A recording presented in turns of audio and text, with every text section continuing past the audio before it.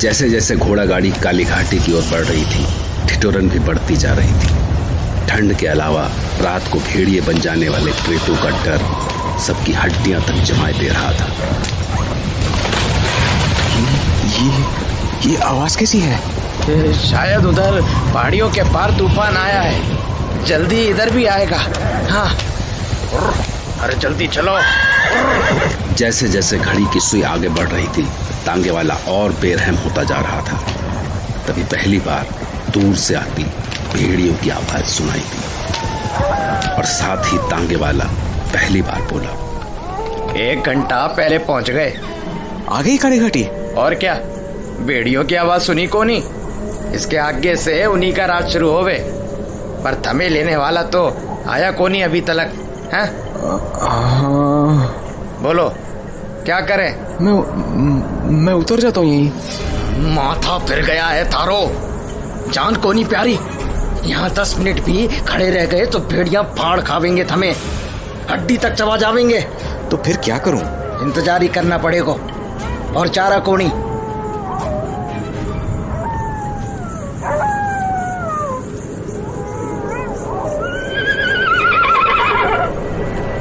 अरे ये तुम्हारे घोड़े को क्या हुआ? ये शाही बग्गी आ गई, उतरो से, यहाँ से आगे वही ले जावेंगे तमें।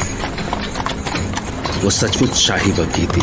रंगीन कांच की खिड़कियां सुंदर पर्दों से ढकी हुई थी। उसके सामने एक ऊंची सी सीट पर बग्घी वाला सवार था और उसके सामने 4 शानदार 8 फीट ऊंचे चमकते काले घोड़े।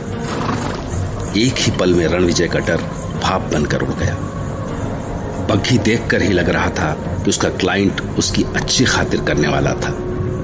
जैसे ही बग्घी पास पहुंची, बग्घी वाला बोला, क्या भाई, आज तो कुछ जल्दी आ गए तुम। क्या करते, घनी जल्दी थी थारे मेहमानों को। मैंने कब कहा इससे कि मुझे जल्दी पहुंचाना है? कुछ भी बके जा रहा है। बग्घी वाला आगे बढ़ा और बड़े अदब से रणविजय के सामने झुक गया।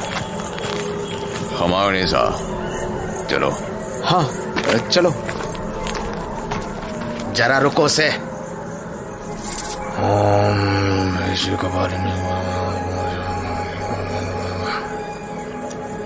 ये मंत्र सारी रक्षा करेगा, अपना ख्याल रखना से। और हाँ, कुछ भी हो जावे, इस ताबीज को खुद से अलग को नहीं करना। हाँ, कुछ भी हो जाए इससे क्या मतलब है इसका? दिमाग चकरा देने वाले सवालों में उलझा रणविजय उस शानदार बग्घी की ओर बढ़ा ही था कि बग्घी वाले ने उसका हाथ पकड़कर उसे चढ़ने के लिए सहारा दिया। बड़े बड़े पंजों वाली उसकी पकड़ इतनी सख्त थी कि रणविजय की आह निकलने को हुई। अजीब सा था वो। कंधों पर काला सा चोगा डाले, काली पगड़ी और उसके नीचे से झांकती उसकी लाल लाल आंखें। जब वो बोलने के लिए मुंह खोलता था तो उसके नुकीले दांत चांदनी में भी चमक उठते थे। भाई टांगे वाले, सांप का संभाल देना।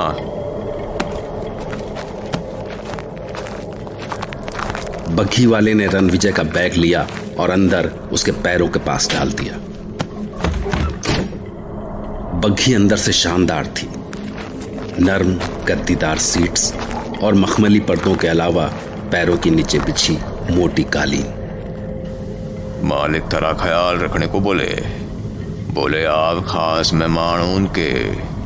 सर्दी बहुत है, जरोखे के नीचे बिलायती दारू है, 2 घूंट लगा लो, ठंडी भाग जाएगी। रणविजय ने खुद को सीट पर जमा कर कंबल लपेटा ही था कि तभी चाबुक की आवाज सुनाई दी और बग्घी हवा से बातें करने लगी।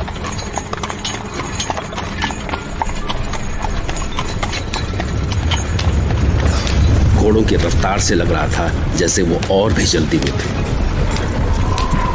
पहाड़ी रास्ते के दोनों ओर पेड़ों ने रास्ते के ऊपर छत सी बना ली थी, इसलिए रास्ते पर अंधेरा सा ही था। इसलिए बग्घी को बस उसके आगे दोनों ओर लगी पीतल की लालटेनों की रोशनी का ही सहारा था। क्या कहते हो, कब तक पहुंच जाएंगे रत्नागढ़? चलो।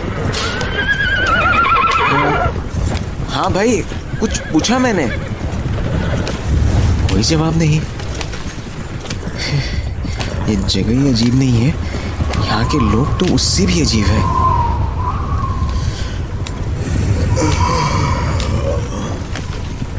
उस ठिठुरन और डर के बाद भी जाने कैसे रणविजय को नींद आ गई या शायद बेहोशी। उसे लगा जैसे कोई पंजे उसकी गर्दन की ओर बढ़ रहे हैं। अपनी पूरी कोशिश के बाद भी वो उन्हें अपनी गर्दन की ओर बढ़ने से नहीं रोक पा रहा था। ऐसा लगा जैसे छोटा सा बकरी का बच्चा बाघ को रोकने की कोशिश कर रहा है। अगले ही पल वो पंजे उसकी गर्दन पर थे। जैसे जैसे पंजों की पकड़ मजबूत होती जा रही थी, उसका दम घुटता जा रहा था। सांस रुकने से उसकी आंखें बाहर निकल आने को थीं। तभी उसे बग्घी की खिड़कियों से छन कर आती चांदनी में बग्घी वाले का लंबा, सूखा और पथरीला सा चेहरा दिखा और गड्ढों में से झांकती उसकी एक जोड़ी लाल आंखें। वो जोर से चीख पड़ा।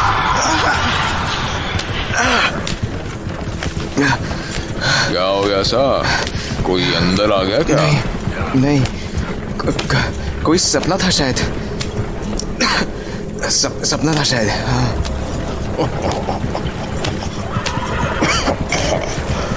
तब चिंता कौन है? ठाठ से बैठो, अब तो रास्ता भी अच्छा है। क्या कहा तुमने?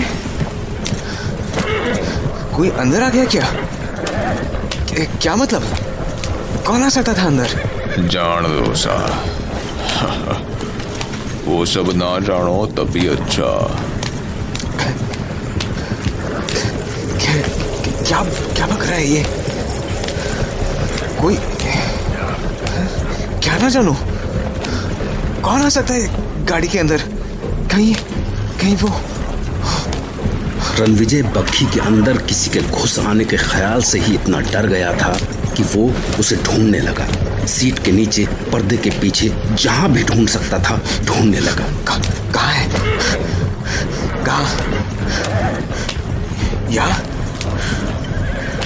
कहाँ गया?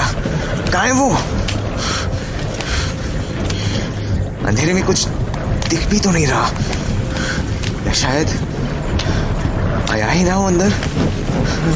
हाँ, शायद कोई नहीं आया अंदर। हाँ। बग्घी इतनी तेज रफ्तार से चली जा रही थी कि अगर पहिए के नीचे कोई पत्थर आ जाता तो वो घोड़ों समेत सैकड़ों फीट नीचे खाई में गिरते और भेड़ियों का शिकार बन जाते। ये हो क्या रहा है? बग्घी बार बार उसी रास्ते से क्यों गुजर रही है? हाँ? क्या ये उसी रास्ते पर चक्कर काट रहा है? हाँ? सड़क के बाईं ओर वो टेढ़ा सा पेड़ चौथी बार दिखा है अभी भी। पर क्यों कर रही है ऐसा? क्या मैं जिंदगी भर इन्हीं पहाड़ियों में भटकता रहूंगा? पूछूं उसे। सुनो। नहीं, क्या फायदा, ये जवाब तो देने से रहा।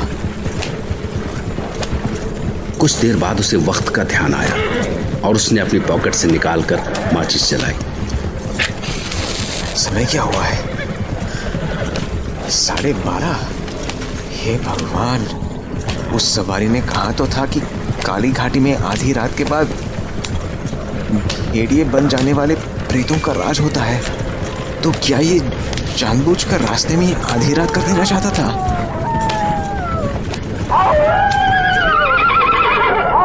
अरे क्या हुआ भाया? ये तो इनका रोज का है, ये तमें खावे कोनी। चलो बच्चों, चलो चलो। बग्घी इतनी तेज भागी जा रही थी कि रणविजय को उसकी सीट के आसपास जो कुछ मिला उसने उसे कस कर जकड़ लिया। अरे क्या हुआ इन घोड़ों को?